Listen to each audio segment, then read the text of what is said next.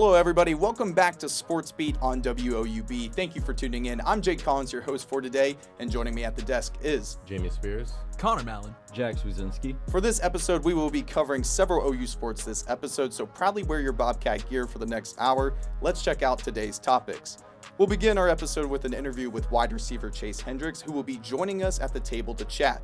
We then go straight into the volleyball team, who handed the best team in the MAC their first conference loss. That's before we cover OU soccer, who are now officially eliminated from postseason contention. We then conclude OU sports coverage with previews for field hockey, men's and women's basketball ahead of their big week. And of course, we end with Upset Watch and our weekly awards. SportsBeat starts right now. So welcome back to the table, everybody. But it's time for our first interview of the fall season. We have a guest at the table with us who is currently ranked third in the nation with 805 receiving yards, the most among players in the Mid-American Conference. We are joined by junior wide receiver Chase Hendricks. Chase, how you doing today, man? I'm good, man. How are you? Doing pretty good. We're excited to have you. And for our first question, you guys are done with your Saturday games for the year. MACtion is about to begin. How's the current condition for you and your teammates as you guys are going into the final stretch of the season? Yeah, so we had I want to say extra 2 to 3 days this week, just so everybody get their bodies back, just be able to get a little bit more treatment and just get a little bit more rest time. So, we just, working, everybody's just working their way back now. And how is it, being able to play these weekday games from MACtion? I mean, is that something that you enjoy, or would you kind of just prefer Saturdays? I would just rather prefer Saturdays, but I think it's pretty cool, I think family get to watch you a little bit more because there's not a lot of football on Tuesdays and Wednesdays.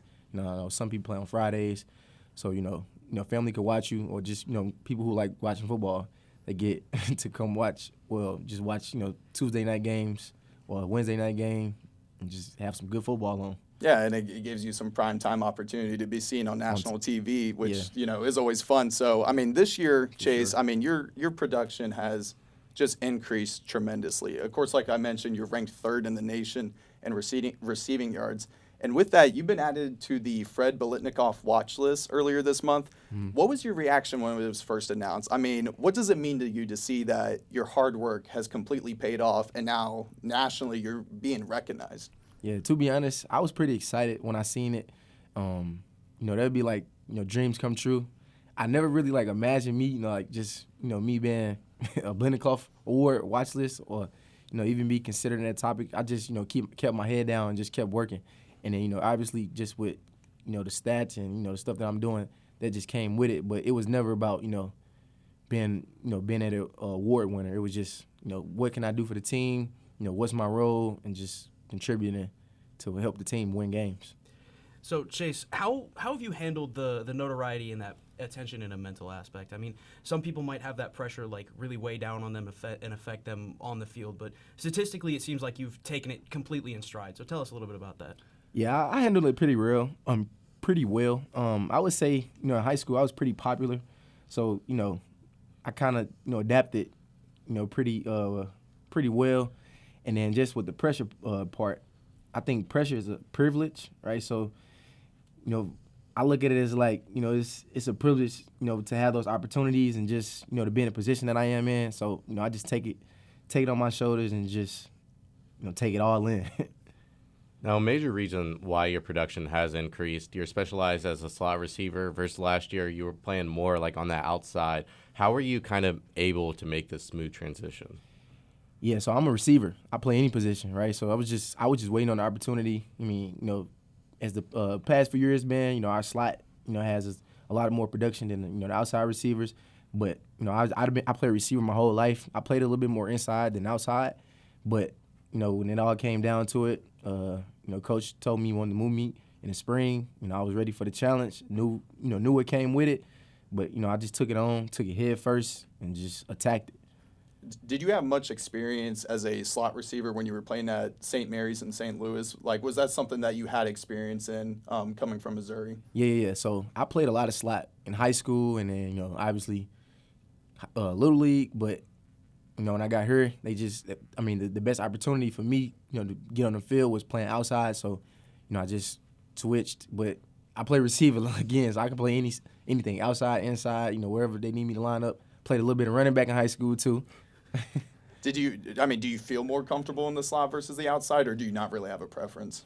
I would say I feel a little bit more comfortable, in the inside. The inside, it's a little bit harder, to read coverages and, just you get a lot of brackets, so a lot of, people doubling you, and that's been happening to me lately. But, it opened up guys, on the outside. So, whatever I can do, to help the team win, whether it's I'm just, clearing out, for somebody else or just, taking an extra defender.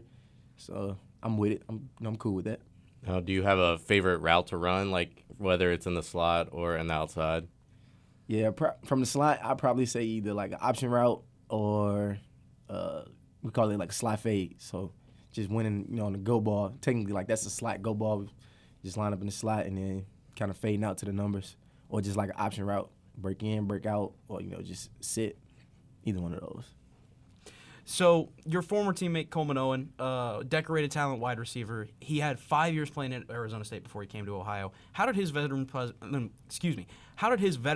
help a player like yourself when you were a sophomore, he was playing in his last year, and how did that sort of help influence your game this season? Yeah, so like you said, he was an older guy, so he didn't kind of been through the ropes and just kind of been through everything. I think he had a few injuries, so he knew what it took, just to work hard and get back. So he kind of just brought like that energy to the room, like that older, that good character. And Coleman was just a good guy. He helped me with my faith a lot. So we was locker buddies. He held me accountable a lot. Make sure I'm still reading, still praying. Still doing that aspect. Make sure I'm watching film. He was a good good energy, good soul.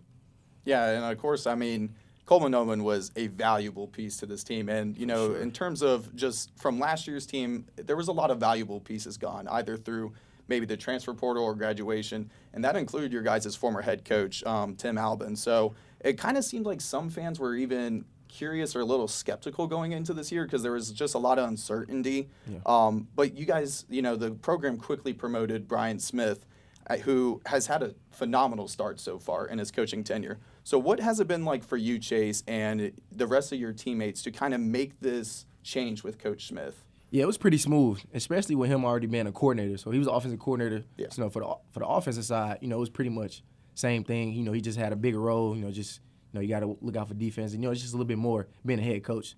But for offense, it was easy for us. We already had a relationship with him because this is our coordinator. Defensive guys. It took a little minute, for those guys to get, comfortable and just get to know him a little bit more. And then, Coach Smith is a really good coach, really good guy.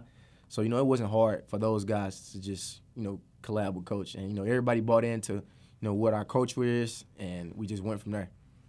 And then what's your relationship been like with Coach Smith, and how has it improved since his hiring as head coach? Yeah, so like I said, that was my offensive coordinator. So, obviously he drawn up the plays, to help me get the ball. So, like in practice or, whatever it is, I'm talking to him, saying, how you want me to do this, how you want me to do that, what do you think about that? So our relationship is pretty good. He also recruited me. Like, he the one who recruited me to come to OU. So, that's been my guy since I pretty much, got the OU. And then when he moved to head coach, pretty much the same thing. Just that's our guy. Yeah, I was about to say, it seems like you have a lot of trust and like faith in how he's managing the program and everything, which is great to hear. But in terms of not only you guys as a team enduring a lot of those challenges, you guys had a unbelievable non-conference schedule earlier this year. You had 2 major road games against Big Ten opponents. But we got to talk about, and I'm glad you mentioned the slot fade, because we have to talk about that touchdown against Ohio State, which I think we talked about at the table. That might go down as one of the best highlights in Bobcat football history. How special was it to play in Columbus, in the Horseshoe, on primetime television, and make that play that completely left OU or OSU fans silent?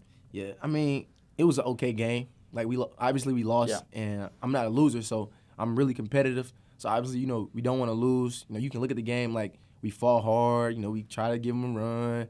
I scored a big long touchdown. Whatever that is. But at the end of the day, we didn't win. Obviously the touchdown was great. It helped us, get points on the board. And I think we was like 4 points away when I scored that. And I think we missed a field goal. So we should have been within like 3 points when I scored. I think it brought a lot of juice to the sideline. So I be thinking like game change. Like when I catch the ball, I'm thinking like change the game. not first down, go try to score and, you know, make people excited to watch football. Yeah, I mean, what was your reaction? Like, how many times have you seen that clip since that moment? I seen it a lot. I seen it on Twitter a lot. It was on TikTok for a long time, and then people were tagging me on like Instagram. I think I forget. I think the Mac had reposted it, and they had made a collab with me on Instagram. So I seen it a lot. Yeah, and it was such a cool play. But in terms of, I guess, your best plays all time, where does that rank for you personally? I mean, you know, like, for example, in comparison to your first career touchdown against South Alabama, where's it rank among those plays? I probably have to put it number one, just because it was against the, you know, number one team in the country, and, you know, just the atmosphere. Because like as I was running to the touchdown, I kind of heard like the crowd.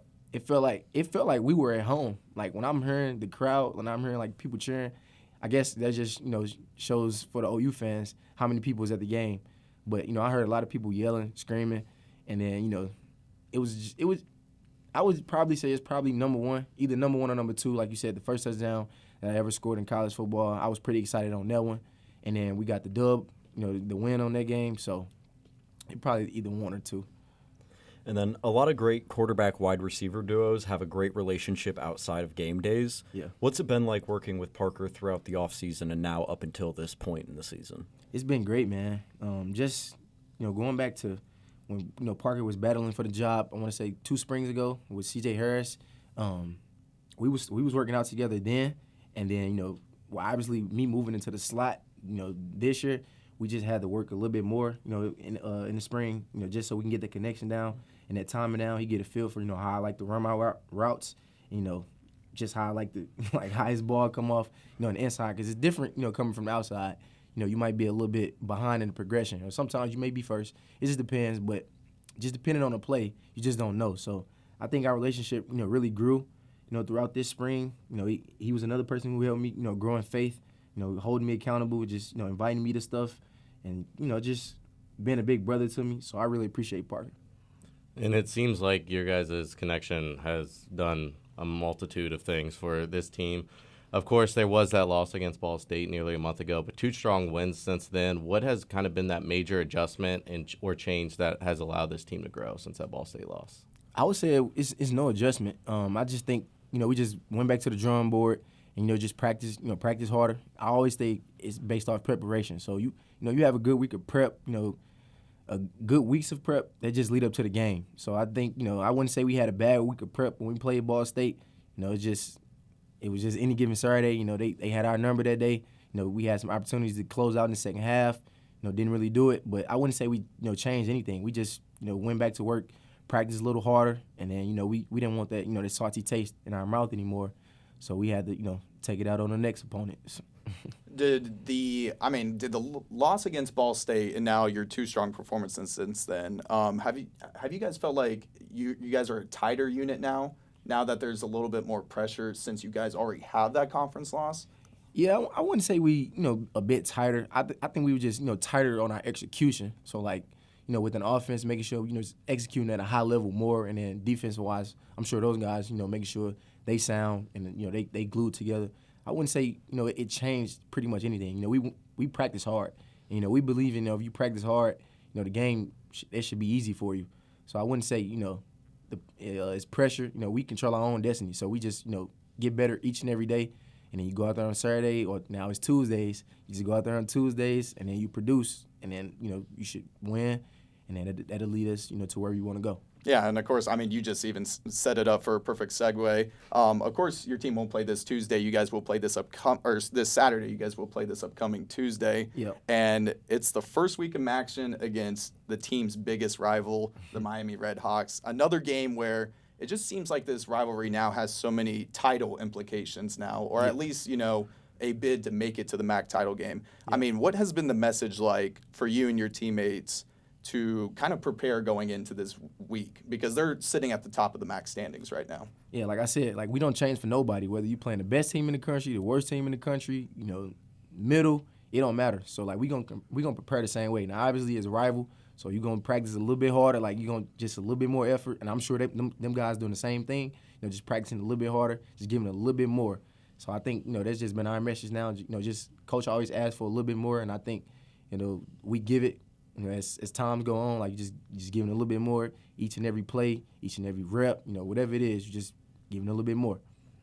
And then what does this rivalry game mean to you? Do you feel that resentment or even hatred out on the field between you and Miami? Yeah, so we got this thing. We don't wear no red. Obviously, you definitely don't wear red in the facility, but, that week. But, we don't do it throughout the whole season. No red. I lost to them guys twice, and I beat them in the MAC championship, when it mattered the most. But, they ended my freshman season. And then last year, my sophomore season, I think we lost. I forget the score, but we lost to them, at their place. And we only lost to them. We lost to them on the Frank. That's our only loss. So, we got to get our get back, make sure we prepare right this week. And, yeah. Yeah, and I believe the last loss before the current lengthy home winning streak was to Miami. So, Yep. How are you excited for that matchup, especially since it's going to be on TV Yeah. and, like we mentioned, biggest rival? Yeah, I'm really excited, right? It's a rivalry game. They, like I said, they at the top of the food chain at the MAC, so I think we pretty much beat them. We may move to number one. I think maybe Central Michigan or somebody else is above us, but, we beat them. We pretty much control our own destiny to get back, to where we want to go. And, you go out there and you execute, you do everything the right way. You should just go out there and win. But, Yeah, and it's going to be fun. Like we mentioned, fun. it's the standings implications, and like you mentioned, if you guys win, it would be like a 3 or 4-way tie between Western and Buffalo. What do you got first, Conor? If OU wins against Miami, it'll be a 3-way tie between OU, Miami, and then the winner of Central and Western Michigan for the sort of top spot in the MAC, and then everybody controls their own destiny as they move into the end of the season, which will be and we play 2 of those teams, right? We play Buffalo. Yeah, you guys play Western. We and play Buffalo, Western the yeah. week after Miami, so Yeah. it'll be a great way to take the top of the MAC. Right. Yeah. It's always fun to see, Let's go. like the playoff race or the tournament bid battles. But Yep. for this next section, we kind of covered everything that we wanted to from a football standpoint. But we want you to tell us and the fans more about yourself in like a non-X's and O's type of way. So, Conor, get the ball rolling. Any sort of pregame routine, anything you do to really get yourself prepped for game day? Pray. Obviously, I pray on game day. I think I can't even count how many. Maybe like 4 to 5 times. I've been praying in the morning. Pray before I walk on the field. Then pray again as we leave the locker room, and then I do like the prayer like right before the game, like when we all run down to the end zone. So I pray a frequent amount before the game. Listen to music just to calm me down.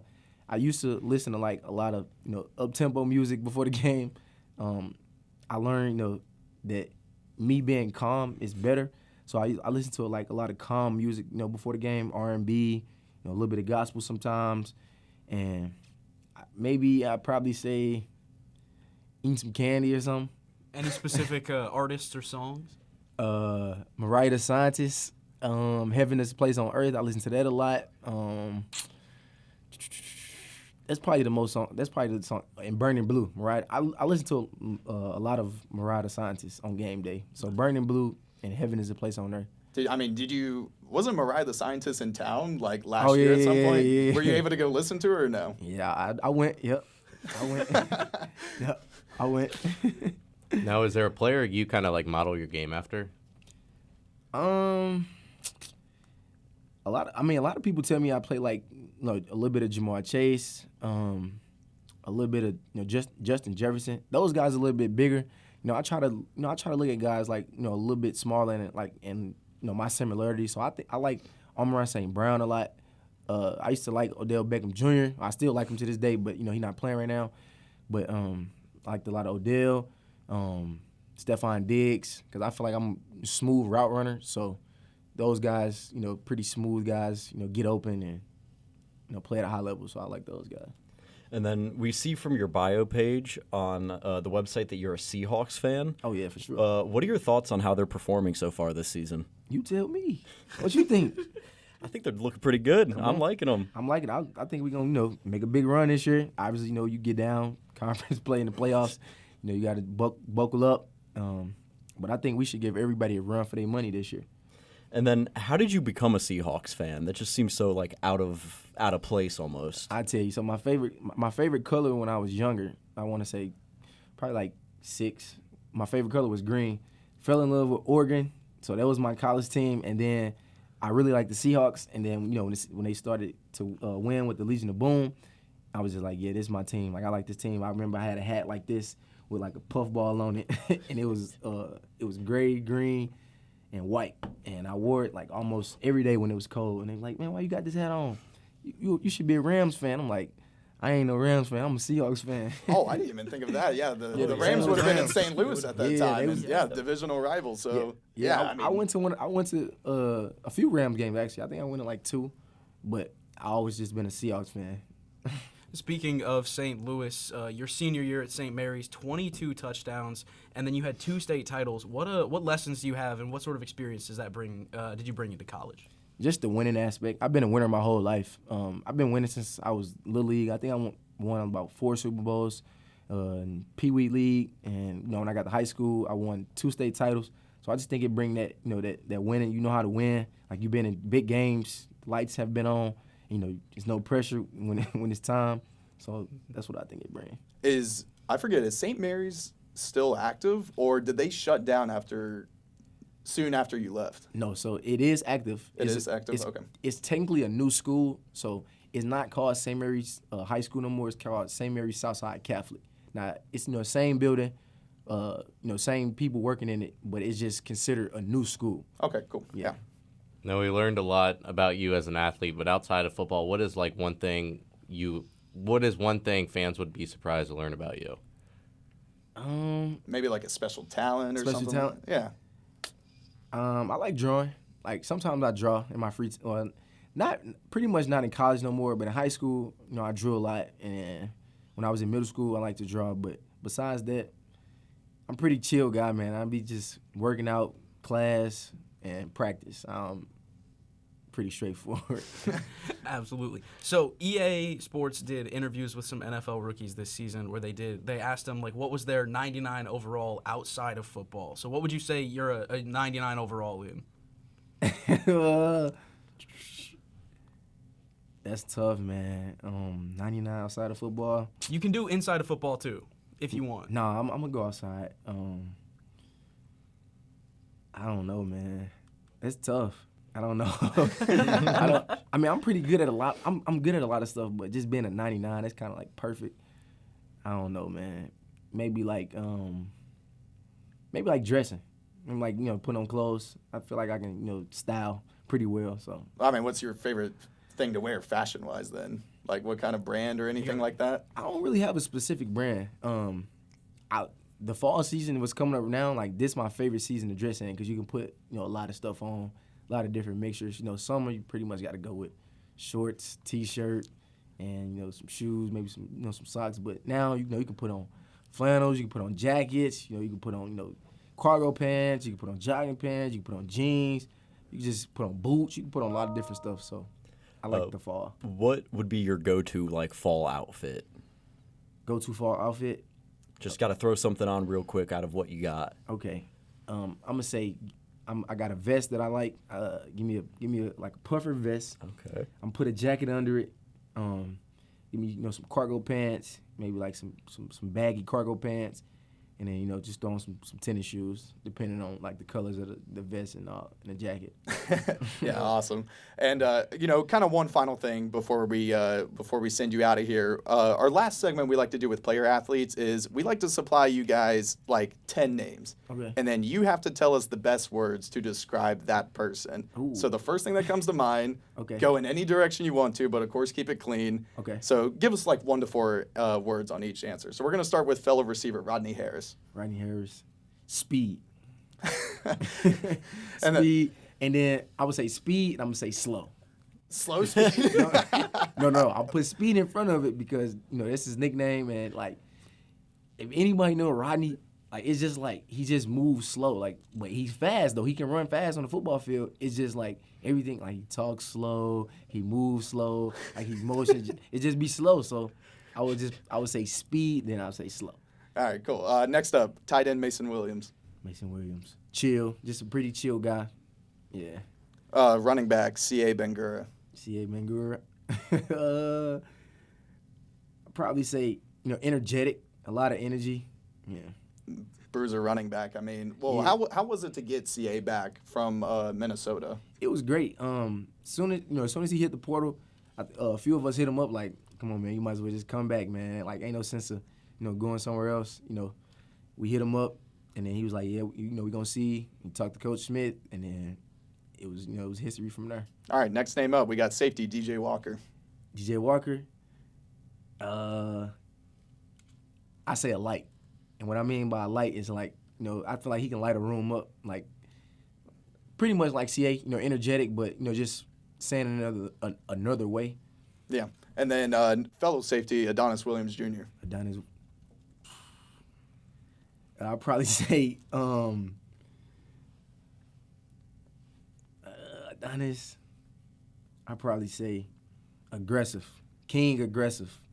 Like people know not to play with Adonis. Pretty much like you said, taking people's heads off. He aggressive. So I'll say that about Adonis. Next up, we got cornerback Tank Pearson. Tank.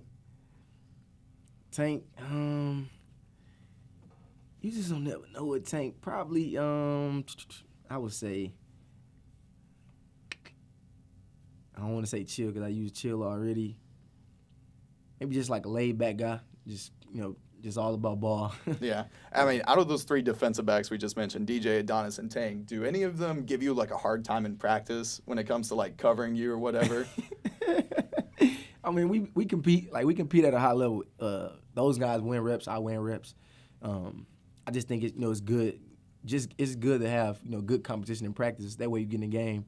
You facing somebody good, or you're not facing somebody as good. You pretty much know what to use. Know what works. Know what doesn't work. And I applaud those guys for helping me get better in practice. Are any of them like trash talkers or anything like that, or is it just kind of like the iron sharpens iron type of deal? DJ be talking trash. I figure. I mean, somebody in the DB Yeah. in the secondary's got to be talking trash. But Adonis, well, I can't speak for the game. I don't really know what they be saying in the game, but in practice, me and DJ be talking. I mean, they don't tell you anything like, "Man, I just said something to this Nah. guy on this one team." No. All right. Next name up is of course Parker Navarro, quarterback. Parker Navarro, man.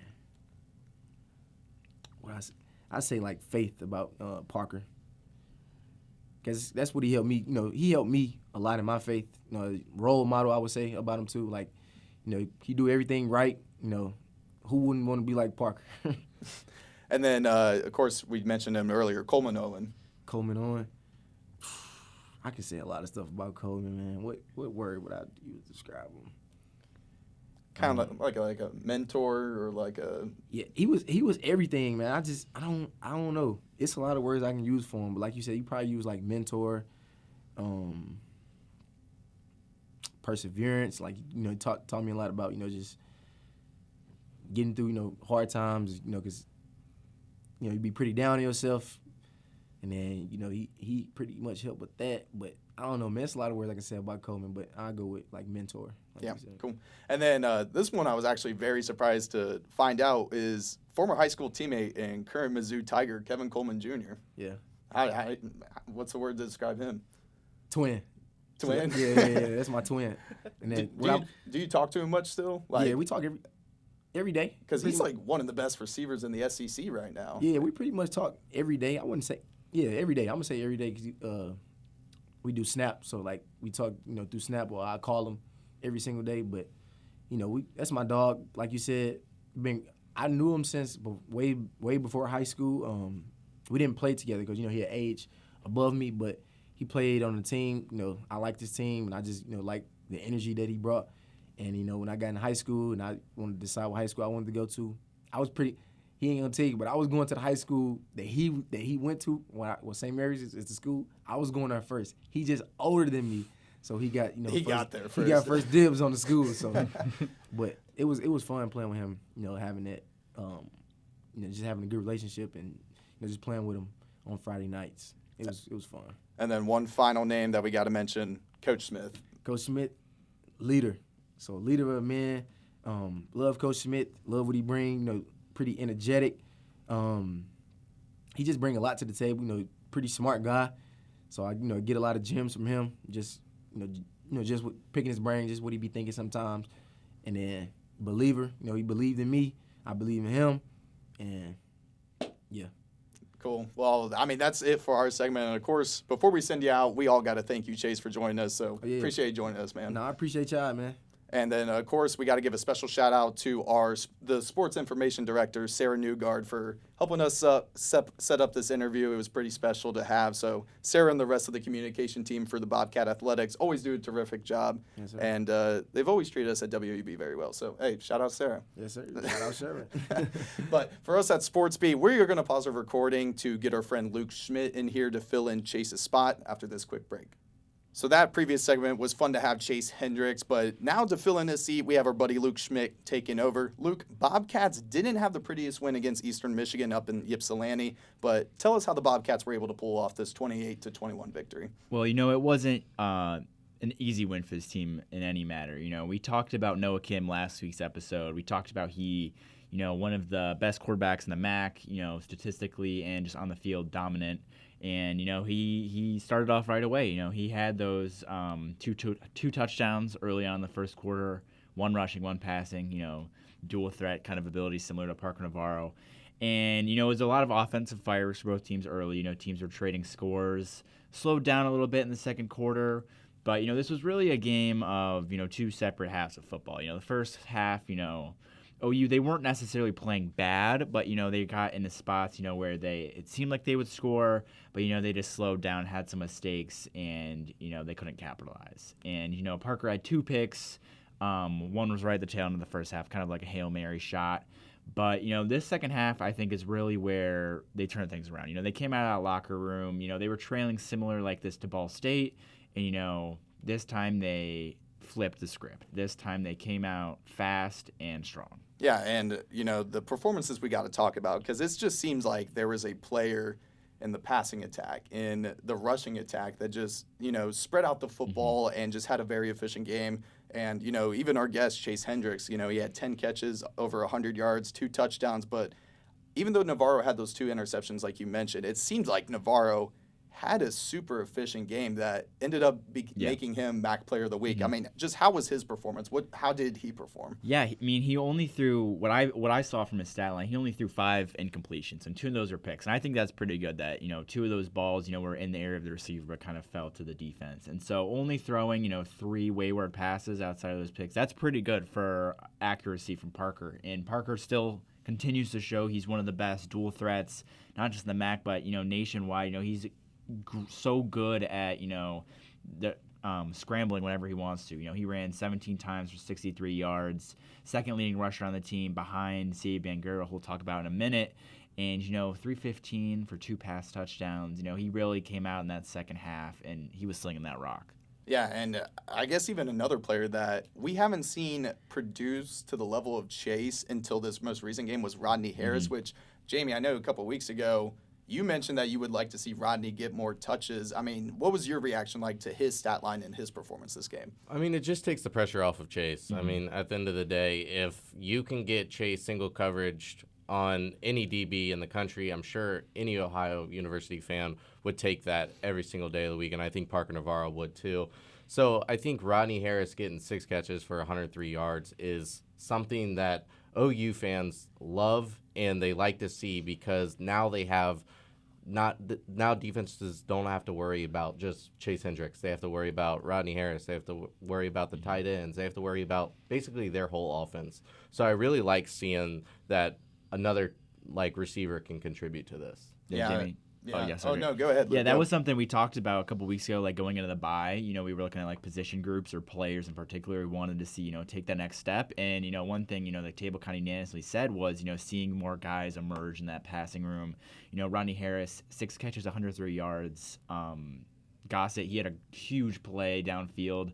So I liked what I saw from this week from that passing attack, seeing more people get the ball. Yeah, and going up to their next game, and Chase kind of mentioned to us when he was when he was our guest and at the table, was this is a big time matchup now for what they're seeing against Miami, Ohio. Kind of give us more of a analyst preview of what fans should be expecting from Miami, Ohio. Yeah, I mean, this is a rivalry every year in and year out. Past 3 years since I've been here, it seems like this game always has MAC title implications. Last year, OU lost this game, but they would go to beat Miami in the MAC championship. And this year, it's more crucial than ever. Miami's 4-0 right now. They sit atop the conference undefeated. But, right behind them, Central Michigan, OU, Buffalo, Western Michigan, all with 1 loss. So it's going to be a really tight race coming down the season for the MAC. OU has Buffalo and Western Michigan after that. So, it's really a do-or-die time for OU right now. I know we talked about it a little before, Jake, because they fell to Ball State, they have that 1 loss on their resume that, they would have probably not liked to have because now that cushion's kind of gone. Yeah, you definitely can't afford another loss. Yeah. I mean, they were lucky last year to even make it with 2 conference losses, and it just seems like the MAC is now much more competitive, and I think having that 13th team in UMass has kind of made it easier for teams to pick up another conference win. No hatred against UMass, but you guys haven't won yet. But in terms of just it seems like it's such a much more competitive conference around the board. So, you have to win this upcoming game. So it's going to be exciting to see what the Bobcats can do out on the field, especially Tuesday night, MACtion, national television against your biggest rival. So thanks for the update. So we are now going to go into our next segment. We now go into volleyball. And, Jamey, this team continues to stay hot. They now have back-to-back victories. I believe they've won 7 of their last 8. Jamey, how did Ohio do in this recent weekend series, starting off against Ball State? Yeah, so they traveled to Ball State, faced the leader in the MAC, and for a doubleheader. They lost the first match. I think it was just they started out really good. They won the first 2 sets and then just dropped the final 3, which I know OU fans you don't really like that outcome, but you have to see the positives into it. They were up 2 sets to 0 against the leader in the MAC, and it's not like the leader of the MAC. It's not like Ball State's just it's just some mid-major team. Yeah. Ball State is a really good volleyball team. And then we go to the second game, and the Bobcats a whole lot better. They kept their momentum the entire way. They jumped out to an early lead, 25-22 in the first set, then went 25-14 and 25-19 in sets 2 and 3. I think a person we have to talk about is Gentry Brown. She had 10 kills, and Bailey Blair even had 11. That's stuff you've expected all season long.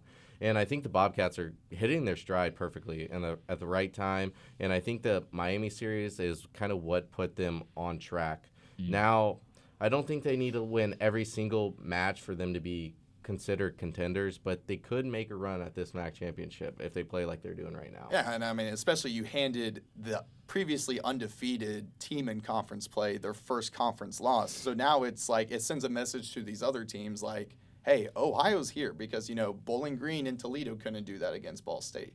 And for Ohio to sweep them in that game, it was unbelievable. So now we're going into the Tuesday game where there might be some question on, if they'll be complacent or not. Maybe they'll be a little bit tired from their weekend series, but it seems like Ohio just carried that momentum into their match on Tuesday with another 3-0 sweep against Kent. Yeah, and I think Kent State was a struggling team on Tuesday, and I think they've been a struggling team all season. They were 3-8 in MAC play before this, and Ohio was just above 500 in the MAC. OU won set 1, 25-13, and it felt like Kent State had just no response for the first set. It was all OU. And then set 2 was a little closer, but it didn't really feel close at all. And then OU eventually swept the Golden Flashes 25-18 set 3 to improve to 7-5 in MAC play. And back-to-back wins is for sure good, especially with only having 6 matches to go. I think OU is really setting their standards and hitting their stride. And then going up into the preview for this upcoming weekend series, they have another team, or they're facing a team who has continued to be one of the hotter teams in the MAC as well to go along with Ohio. That, of course, Ohio's traveling to Mount Pleasant, Michigan to play CMU. Jamey, how do the Chippewas look leading into the series? They look good. They're one game behind OU, sitting at that 6th seed, but they are 5-1 in their last 6 games or 6 matches. Ohio can't play badly at all if they want to win this game because this Central Michigan team can show why they are a contender in the MAC. They are really hitting their stride too. I think this is 2 great teams in the MAC that are hitting their stride right at the same time, and it turns out they're facing each other at probably their hottest moments on both sides on the court. And I think that you need Gentry Brown, Bailey Blair, and Kendall White to all have a great match against CMU if they want to win. And I think if one team sweeps, we could see that team jump to third in the MAC. So I think this matchup is really crucial for the standings. And I think that both teams, I think the floor you want to be at this weekend, if you're OU or CMU, is split the series. Yeah. I mean, I don't think you can afford to lose both of these. Yeah, absolutely. I mean, like we mentioned, I mean, I believe there's like 10 games or less now in conference play. So now that's when the tournament race and the tournament bids are heating up. So it's going to be exciting to see that tough weekend series against Central Michigan. But now for our next Bobcat sport is actually the first sport that has concluded their season. Ohio soccer dropped a tough loss in our game of the week against Miami. Jack, what do you got for me? The Bobcats hosted Miami last Thursday in their last home game of the season. They fell to the Red Hawks 0-3. They outshot Miami, had more corner kicks, but less shots on goal. This was kind of another example of the trend we've been seeing throughout this the season of them being able to create offensive opportunities, but just not being able to capitalize on them. They came in needing to win this game and their next game to have a shot at even making it into the conference tournament. Yeah, and it seems like, Miami scored early, protected their lead, tacked on plenty of goals. I mean, in terms of, Miami just seemed like a much more physical team. And with that loss, Ohio did get eliminated. But then, Jack, a tough way for Ohio to be eliminated from tournament contention, especially by your own rival. But Ohio finished the year strong against UMass on Sunday. How are they able to get it done? Because this looked like a completely different team. Yeah, so they headed into Amherst for their final match of the season where they pulled a huge 4-1 win over UMass. They were able to completely turn it around against the Minutewomen, registering 31 shots, with 13 of them being on goal compared to UMass's 12, 8 on goal. Ohio got active first. The first goal came from Haley Jang just 7 minutes into the game. There were 4 shots on goal from the span of the 18th minute to the 20th minute. So this offense was churning, and they were putting pressure on the Minutewomen. In the 37th minute, Ella Devers was able to extend the lead off a ball from Maya Kaufman to go up 2-0. UMass followed with a goal of their own to go into halftime 2-1. The Bobcats were able to find the goal twice during the second half in the 53rd and then 7 minutes later in the 60th minutes with shots from Kate Robinson and Maya Kaufman. They dominated on the offensive side of the ball, but it's just a little unfortunate that this wasn't the Bobcats team we were able to see on a weekly basis, and we kind of only got to see a performance like this near the end of the season. Yeah, absolutely. You just took the words out of my mouth. Ohio finished the season 5-9-5 overall. Jack, this team had a lot of expectations going into this season, but it seems like the Ohio soccer team failed to achieve them. Just what is your opinion that you could describe for the overall recap of this season? The team was projected to make the MAC tournament. They were projected to finish third in the conference behind Western Michigan and Buffalo, but Buffalo has taken that spot as Miami's climbed up to 2, and Ohio sits at 8th, right behind Eastern Michigan and right above Massachusetts. I feel like they just had some trouble getting some things to click. 5-9-5 overall, 3-9-4, or 3-5-4 in conference play. They were able to keep themselves in the fight with a lot of these teams where they would keep it even or they would draw with them, but they just couldn't capitalize and take that lead near the end there. Their games against NIU, BG, Akron, EMU, and Toledo all resulted in draws. They just couldn't quite get it done against some of those conference opponents. And just unfortunate. Yeah, and speaking of unfortunate, this is going to be a vastly different team next year. Like you have in the script, they are losing about a dozen players on this team, and a lot of them are key starters. So there's going to be a lot of questions, and that includes key players like Haley Jang, Celeste Sloma, Maya Kaufman, Quentin Tostovan. This is going to be a vastly different team next year. So there's going to be a lot of curiosity. It's going to be a lot of questions on what can they do in the transfer portal in terms of picking up recruits from the transfer portal, or just recruits in general, or just even developing talent that they will keep. So it's going to be an interesting storyline that we'll lightly follow for the rest of the year. But now we are going to go to our next segment. We are less than a week from college basketball, ladies and gentlemen. Both the OU men's and women's team will battle in the MAC Sunbelt Challenge. Connor, what are we looking at for these previews? Well, we already saw the men's basketball team just a little bit earlier this season. They went up 33 to take on the Ohio State Buckeyes in an exhibition match. They dropped it 74-103 it was just an early stepping stone on what should probably be a great season for the men's basketball team. Our guy Reese Merkel was there shooting photos, and he said that the team looked really, really solid. But, I mean, let's get right into it for the season. I mean, they were ranked 4th in the preseason poll, and they swiped a single vote for the spot as the MAC tournament champions. And, I mean, we're looking a little bit too far ahead, but they'll be back in Athens as they host Arkansas State this upcoming Monday, November 3rd, right before our MACtion game. The Red Wolves of Arkansas State are coming off a 25-11 season, 13-5 in the Sun Belt Conference. It'll be a great opportunity for the Bobcats to kind of set the tone early this season. I mean, the Arkansas State has averaged about 80 points a game last season, 10-point margin over their opponents. They let up about 70. They shot a pretty good number of threes. They averaged about 32% from beyond the arc. The Bobcats have a really good chance to sort of demonstrate like the offseason changes that we're going to be really excited to see. I mean, we saw them in the MAC tournament drop that first game to a really solid Toledo team. But now we've got a fresh start for the Bobcats. We've got a couple of guys out of the transfer portal, one of them being Toledo's own Javen Simmons. I'm excited to see how this team fares as they get this season kicked off. Yeah, it's going to be an exciting preview, especially against Arkansas State in the MAC Sun Belt Challenge. But for the women's team, they have the same challenge, but they will travel to San Marcos to play Texas State. What does that matchup entail? Well, so it's going to be an interesting season for the women's basketball team. Bob Bolden's squad was ranked at 10th in the MAC preseason poll after a season that was less than spectacular. 6-23 record, 4-14 in the MAC. There were a lot of question marks surrounding this Bobcat squad, but the transfer portal has been quite kind to the women's basketball team. They have Nicholls State transfer Ellie Garnett, who started all 31 games last season, averaged about 8 points a game, 37% shooting from the field, 23% from beyond the arc, alongside Garden City transfer Antonisha Moultrie, who shot 48% from the field last season, tallied over 700 points on the season. She averaged about 10 rebounds, 2.5 assists, and almost 3 steals a game. But, I mean, the biggest news surrounding this Bobcat squad is we've got a redshirt sophomore, Bella Rinaldo, who transferred from Clemson. 5'6" guard was a highly touted prospect out of high school, but didn't see the court for more than about 2 games with Clemson. So it's interesting. We're going to see a real high-potential player coming in and taking over an interesting spot on the Bobcat squad.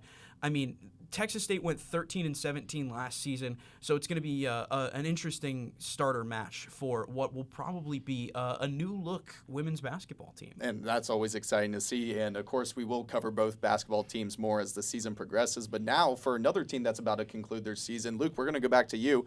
OU Field Hockey is battling for a conference tournament bid. Their final match will be against James Madison this Friday. But what is the scenario looking like for Ohio to make it to the conference tournament? Yeah, so looking at like the point system in the playoff system, Ohio currently has 11 points, which puts them at 5th in the MAC standing. So they're in a decent spot. You know, they're battling for a bid with CMU and Kent State, who have 9, so it's pretty tight.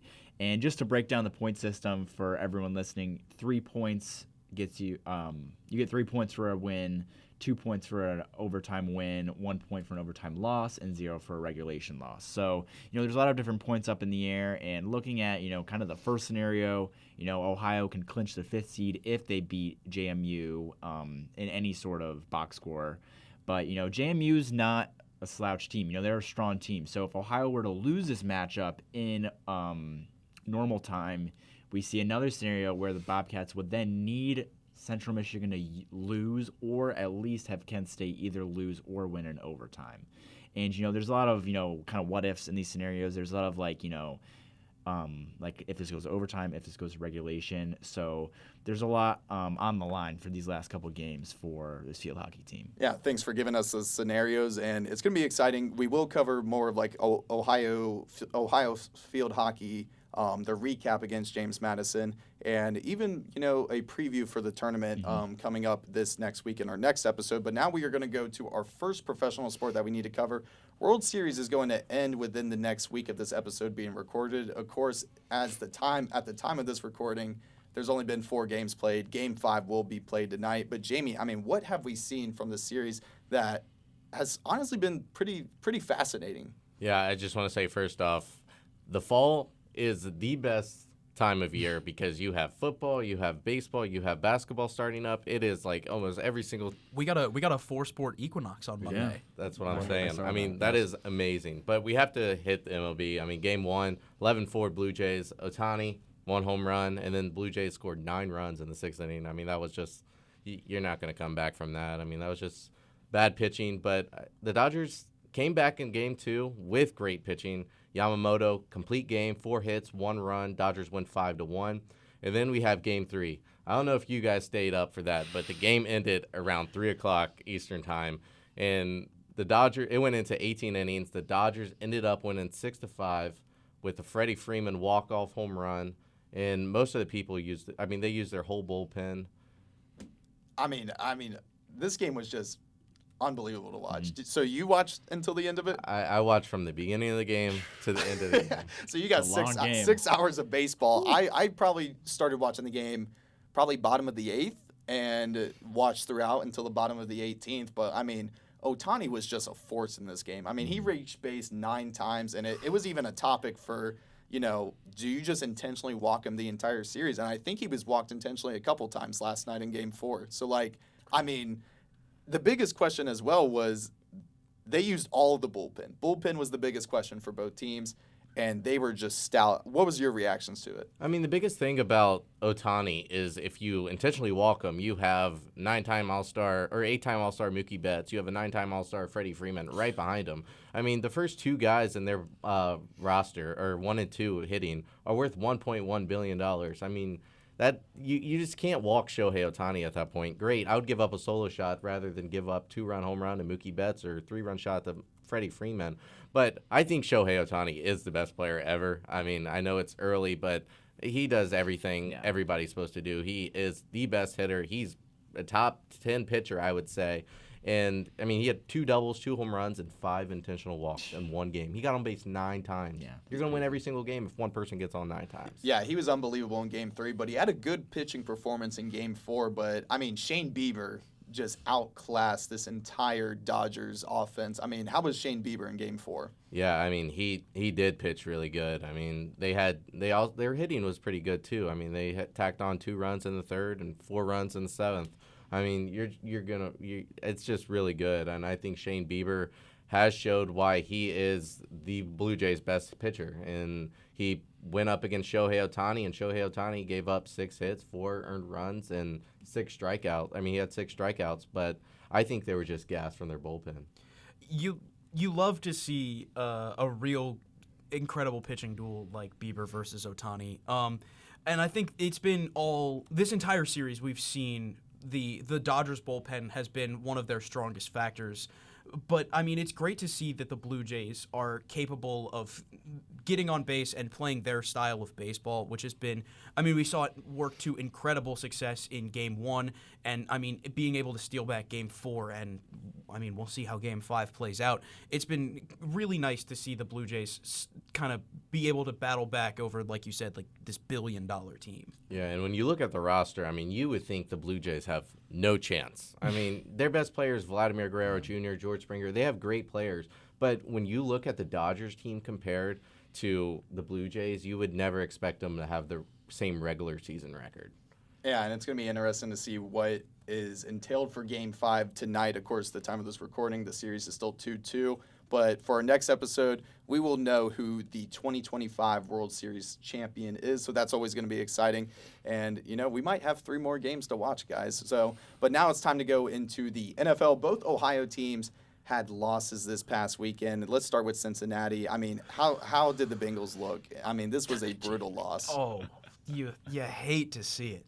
You hate to see it, people. I mean, and I mean this. I have to give credit to the Cincinnati offense. They looked good. They really did. I mean, Chase Brown puts his heart and soul on the line. He's fighting for his life to get the Bengals alive for most of this game. Joe Flacco's mostly balling out. We've had so many questions about this offensive line, and they're able to put a great number of points on the board. I mean, you're in the 4th quarter. You have 10 minutes left, and you're up 38-24.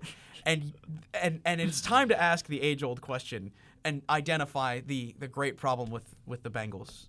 And unfortunately, the Bengals have to do this thing called playing defense, and that has been their fundamental downfall this season. Like, your defense needs one or maybe two good stops at most, and you've got this game locked down.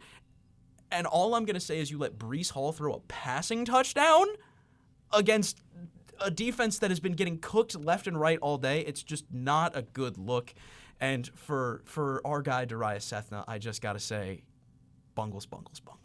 I mean, you got anything quickly to say, Jamey? Like super quick, or you got nothing much to say? Got nothing to say. I mean, they're awful. I mean, like the defense. 31 Jets could have played themselves and been up 38-24 and would have won. I mean, it's only the Bengals. It's only the Bengals. That's all I have to say. Now, for the other Ohio team, I mean, we saw an unbelievable performance by Myles Garrett, 5 sacks, but this Browns team still lost by 20 points. I mean, what is your guys' reaction for the Browns fans? 19 points. Excuse me. Nearly Jake 20 Collins. points. 19 Nearly points. 20 points. Thank you. I mean, I will. It's close enough. I'll You pay- can give the man the 20 points. Fine. With how they looked, it should have been over 20. Probably. But I mean, no. I can hate on the Bungles as much as I want, but I do have to pay my dues here. Like, and I will eat my own words when I pick the Browns on upset watch. It's time for Cleveland to end the Dylan Gabriel experiment. He played like a glorified QB2, and honestly, I got to say he helped the Patriots defense more than he did his own offense. And this is with Myles Garrett single-handedly shutting down the Patriots offense. And his prime is quite literally being wasted while there is a quarterback throwing dots to the voices in his head out of the back of his own end zone. Yeah, and, it's going to be interesting to see how Cleveland, if they'll make any adjustments, because they have a bye week. So, feel free to experiment a little bit in terms of the quarterbacks. Maybe even go to Shador a little bit more let in him in. practice I reps. think it's time. I think it's time. It might be really time. do. I know Stefanski said that they're rocking with Gabriel coming out of. Okay. Like he I was already about to said, say, I mean, coming out against the Jets, like we will see Dylan Gabriel start I under can't center. wait to see him but get benched in the second quarter after throwing his third pick. I would not like to say it is perfect timing for Shedeur Sanders. Yeah, absolutely. But in terms for Cincinnati, they will be hosting the Chicago Bears. Bears are a couple-point favorites, so that might be another game where we see two high-powered offenses, score maybe like 20 to 30 points, as that's going to be interesting to see. Of course, we'll recap it in our next episode. But now for our final segment, it's Upset Watch. It's always our favorite segment where we pick our favorite underdog across all sports. And we did have one correct answer last week with Craig Neal, debut, picking the Jets over the Bengals. Jamey in disappointment. But Jamey, we'll go with you first. What is your selection? Yeah, I mean, I gave Craig like a lot of beef on the internet for that. But my selection is Cincinnati over Utah. Cincinnati is currently ranked 17th, and Utah is like 24th. But Cincinnati is going to Utah, so they are 10.5-point underdogs. So I think Brendan Sorsby, Evan Pryor, and Joe Royer are going to come to Utah and win probably by double digits. I think I'm really high on this Cincinnati team. And Brendan Sorsby has shown that he is the top 5 quarterback probably in college football right now. And they have over 1,500 rushing yards in their offense, so I think Cincinnati easy. And then, Luke, it looks like you have a ranked team losing in an upset. Who do you got? Yeah, I've got Cal over Virginia in this one. Cal lost in a pretty bizarre fashion overtime last week. I was watching that game. And, I think they can really bounce back this week against the other ACC Virginia school. Virginia's 15th right now, but they've kind of like tight-roped a few of their wins these last few weeks. UNC, Washington State have been close. I think JKS for Cal, he's been great. Give me the Golden Bears here. All right, Conor, who do you got for your college football selection? I'm taking the Thursday night football matchup, the Baltimore Ravens and the Miami Dolphins. Get them out of here. Give me Coastal Carolina and the Marshall Thundering Herd. I mean, Marshall dropped this game last season. Coastal's plus 5.5. I mean, the Coastal's coming off a 2-game winning streak, and as far as I'm aware, I feel like they've got this week. I like that, Connor. Thanks. Now, that is it for our college football selections. Jack, once again, you're going back to the NFL. Who do you got? I'm giving it another shot. I got the Falcons over the Patriots. They are 5.5-point underdogs. The Falcons are coming off a bad loss to the Dolphins, but they also were without Michael Penix Jr. and Drake London, who have been practicing this week. The Dolphins were fresh off a bad loss to the Browns, so they obviously wanted to get it back. The Falcons relied a little heavily on their passing attack. They only had about 45 rushing yards. So I think they'll be able to get that passing game back up to full health with London and Penix, and can get Bijan going to take a little bit of a sneaky win against a strong-looking Patriots squad. I like this pick. I That's like a Super this Bowl pick. rematch. That'll be a good game. From like 6 years ago, Luke. Well, I mean, Still a rematch. that is true. But I mean, in terms of, like you mentioned, Jack, that was just a terrible loss from the Falcons. And I mean, it seems like the only thing they could do is bounce back, because that was like the lowest of losses. Well, I mean, they did have the Carolina loss early in the year as well, but that's going to be it for our Upset Watch selection. We are finally now going into our weekly awards, where we decide the SportsBeat game and player of the week. SportsBeat game of the week, we had Battle of the Bricks last week for soccer. We're doing it again, this time on the gridiron. Miami, Ohio is the last undefeated team in conference play. They'll come to Peden Stadium, which the last time they played, Miami beat Ohio in Peden Stadium. Or the last time they played in Peden Stadium, Miami won. So this is just another chapter for what has been one of the most competitive rivalries within Group of 5 football. And for our SportsBeat Player of the Week, we're sticking with football, and it's going to be quarterback Parker Navarro making his second appearance. Navarro, for the first time in his career, threw for over 300 passing yards to go along with 63 rushing yards. He had 2 passing touchdowns on 82% completion percentage. And, this was just a phenomenal performance, and so did the MAC experts, because they picked Navarro to be their MAC Player of the Week. So congrats to Parker. But that's going to be it. Thank you for listening to SportsBeat on WOUB. I'm your host, Jake Collins, and alongside with me today was Jamey Spears. Conor Mallonn. Jack Zwiezinski. And Luke Schmitt. You can listen to us on WOUB 1340 AM radio at 9 p.m. or just search us online at woub.org/listen. You can also listen to us on SoundCloud, Spotify, Apple Podcasts, or see us on YouTube. Don't forget, you can follow us on Instagram at SportsBeatWOUB for more digital content. Thank you for tuning in. We'll see you next week. This has been SportsBeat.